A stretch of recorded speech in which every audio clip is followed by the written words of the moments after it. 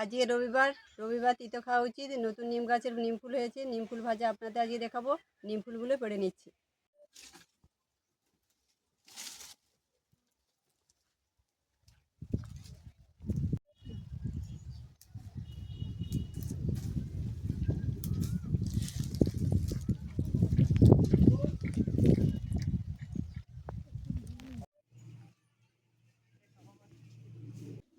নিম ফুলগুলো পেড়ে এনেছি, এবার পাতা থেকে ফুলগুলো চুচে নিচ্ছি এইভাবে।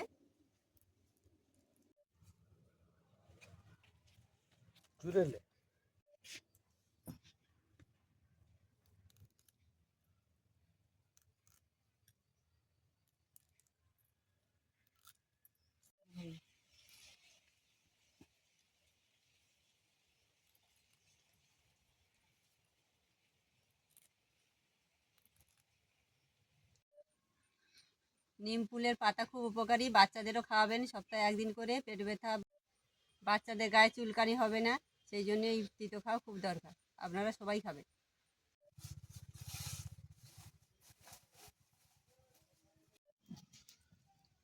নিম ফুল ভাজবো সর্ষের তেলে, একটু বেশি করে তেল দিলাম, দিয়ে কম আছে ধীরে ধীরে ভাজতে হবে।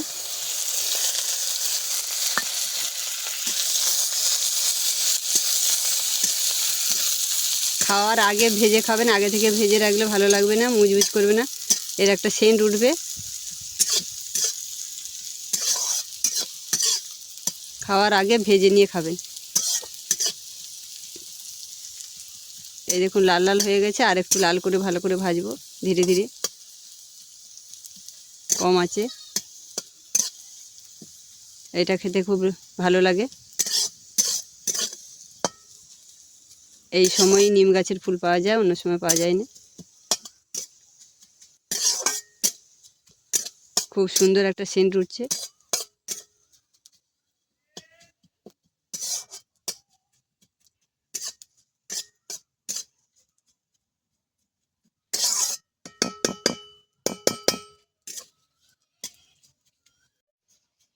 নিম ফুলটা ভাজা হয়ে গেছে, এবার নামিয়ে নিচ্ছি।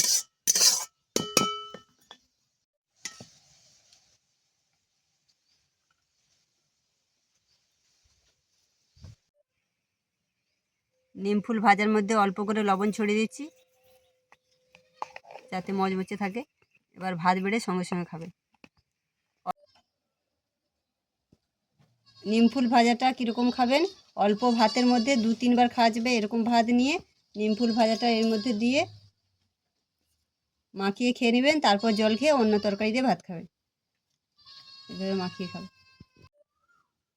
নিম ফুল ভাজাটা আপনারা অবশ্যই খাবেন। নিম ফুল ভাজা এইভাবে আপনারা বাড়িতে ভাজা করে খাবেন। নিম ফুল ভাজা কেমন হয়েছে জানাবেন।